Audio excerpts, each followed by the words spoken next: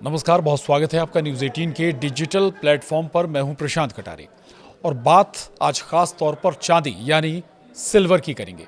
आखिर क्यों all time high बनाने के बाद चांदी क्रैश हो गई, क्या थे इसके कारण और अब चांदी का आगे रुख क्या होगा, दाम और घटेंगे या फिर बढ़ेंगे, और आम बजट का चांदी पर क्या असर होगा, इम्पैक्ट आएगा, चांदी के दामों में मजबूत डॉलर की क्या भूमिका है। आज के इस वीडियो में करेंगे सभी बिंदुओं पर विस्तार से बात। तो पिछले साल निवेशकों को 170% की शानदार तेजी का तोहफा देने वाली चांदी ने अब सबको चौंका दिया है।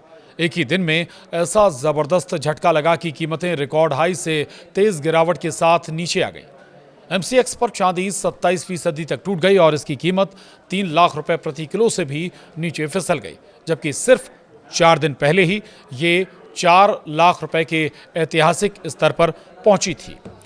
पिछले साल 170% की तेजी के बाद अब चांदी में ऐतिहासिक गिरावट दर्ज की गई है। दरअसल एमसीएक्स पर मार्च एक्सपायरी वाली सिल्वर फ्यूचर्स में शुक्रवार को जबरदस्त बिकवाली देखने को मिली। चांदी की कीमत 1,07,968 रुपए करीब, जो कि 27% बनता है, टूटकर 2,91,925 रुपए प्रति किलो पर बंद हुई। ये एक दिन में अब तक की चांदी की सबसे बड़ी गिरावट मानी जा रही है। वहीं अंतर्राष्ट्रीय बाजार में भी हालात कुछ अलग नहीं रहे। स्पॉट सिल्वर की कीमतें 28% गिरकर $85 प्रति ट्रॉय औंस पर आ गई।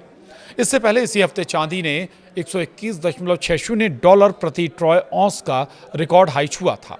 अब सवाल ये उठता है कि चांदी में आखिर इतनी तेज गिरावट आई क्यों? इस भारी बिकवाली के पीछे 3 बड़े कारण बताए जा रहे हैं, जिनकी वजह से कीमतों पर अचानक जबरदस्त दबाव बन गया। आइए उन्हीं कारणों के बारे में जान लेते हैं। सवाल ये भी कि अब मजबूत डॉलर से चांदी क्यों टूटी। तो अमेरिका में नए फेडरल चेयर की नियुक्ति की खबर के बाद अमेरिकी डॉलर तेजी से मजबूत हुआ। डॉलर इंडेक्स 97 के ऊपर पहुंच गया, जिससे सोना और चांदी दोनों पर दबाव आया। चूंकि सोना चांदी की कीमतें अंतर्राष्ट्रीय बाजार में डॉलर में तय होती हैं, इसलिए डॉलर मजबूत होने पर ये धातुएं विदेशी खरीदारों के लिए महंगी हो जाती हैं और मांग घटती है। इसके अलावा ब्याज दरें ऊंची रहने की उम्मीद से चांदी जैसी बिना ब्याज वाली संपत्तियों का अट्रैक्शन भी कम हो जाता है। तो क्या सोने की गिरावट ने चांदी पर भी दबाव बढ़ा दिया? ये सवाल भी है, इसका जवाब भी जानने की कोशिश करते हैं। दरअसल अक्सर चांदी की चाल सोने के ट्रेंड के साथ चलती है और इस हफ्ते की शुरुआत में सोना रिकॉर्ड स्तर पर पहुंच गया था और स्पॉट गोल्ड करीब $5,600 प्रति औंस तक चढ़ा। लेकिन शुक्रवार को अचानक रुख बदला और सोना 4.7% टूटकर $5,143.40 प्रति औंस पर आ गया। वहीं घरेलू बाजार में एमसीएक्स पर फरवरी एक्सपायरी वाला गोल्ड फ्यूचर्स भी 12% गिरकर 1,50,440 रुपए प्रति 10 ग्राम पर बंद हुआ। वहीं सोने में आई इस तेज गिरावट ने चांदी की कीमतों पर भी अतिरिक्त दबाव बना दिया।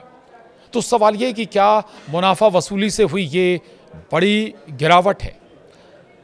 तो तेज उछाल के बाद निवेशकों ने चांदी में मुनाफा वसूली शुरू कर दी। एक्सपर्ट्स का कहना है कि मौजूदा स्तरों पर चांदी की चाल को लेकर अनिश्चितता बढ़ गई है, इसलिए नई खरीद को लेकर सतर्क रहने की सलाह दी जा रही है।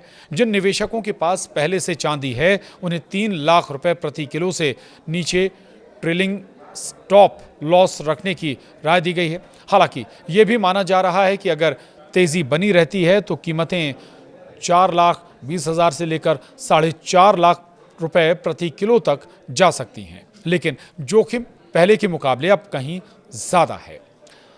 अब ऐसे में निवेशकों को आगे क्या ध्यान रखना चाहिए, इस पर भी कर लेते हैं बात। एक्सपर्ट्स का कहना है कि अगर चांदी की सप्लाई में तंगी बनी रहती है और जियोपॉलिटिकल टेंशंस बढ़ता रहता है तो लंबे समय में इसमें तेजी की गुंजाइश बनी रह सकती है। चांदी को अब रणनीतिक और औद्योगिक रूप से अहम धातु माना जा रहा है।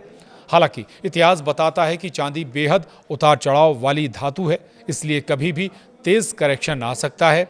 टेक्निकल इंडिकेटर ये भी दिखा रहे हैं कि बाजार ओवरबॉट स्थिति में है, जिससे शॉर्ट टर्म गिरावट का खतरा भी बढ़ जाता है। बहरहाल शुक्रवार को आई भारी गिरावट के बाद भी चांदी साल 2026 की अब तक की सबसे टॉप इन्वेस्टमेंट एसेट्स बनी हुई है। निवेशकों द्वारा की गई जबरदस्त प्रॉफिट बुकिंग और बदलते ग्लोबल फैक्टर्स के कारण कीमतों में तेज करेक्शन देखा गया, लेकिन लॉन्ग टर्म रिटर्न के मामले में चांदी अभी भी सोने से कहीं आगे है।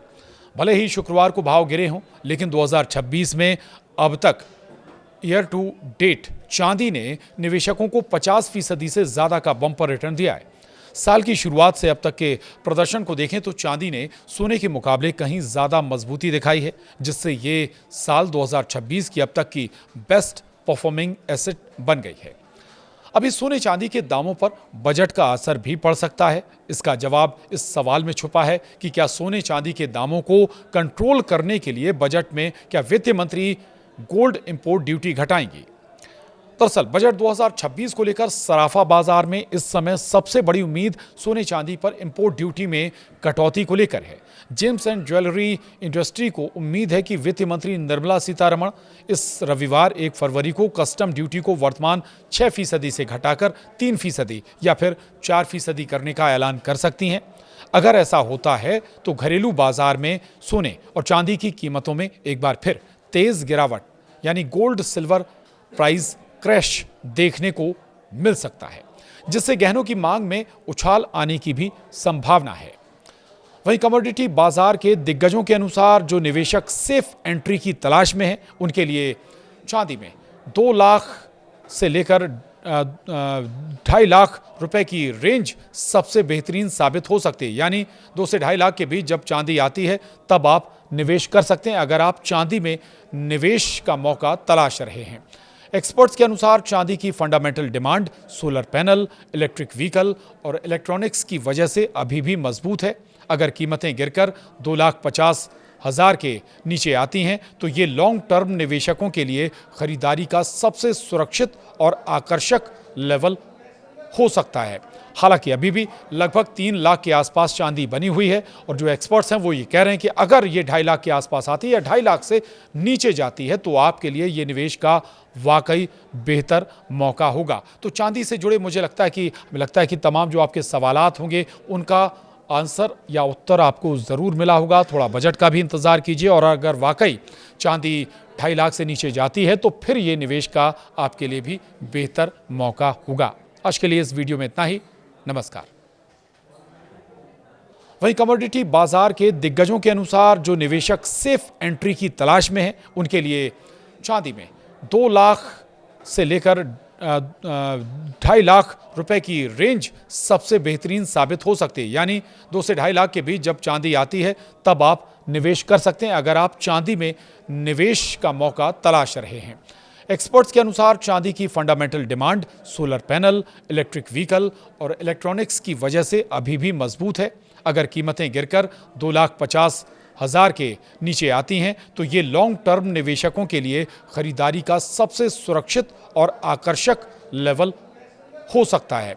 हालांकि अभी भी लगभग 3 लाख के आसपास चांदी बनी हुई है और जो एक्सपर्ट्स हैं वो ये कह रहे हैं कि अगर ये 2.5 लाख के आसपास आती है या 2.5 लाख से नीचे जाती है तो आपके लिए ये निवेश का वाकई बेहतर मौका होगा। तो चांदी से जुड़े मुझे लगता है कि तमाम जो आपके सवालात होंगे उनका आंसर या उत्तर आपको ज़रूर मिला होगा। थोड़ा बजट का भी इंतज़ार कीजिए और अगर वाकई चांदी 2.5 लाख से नीचे जाती है तो फिर ये निवेश का आपके लिए भी बेहतर मौका होगा।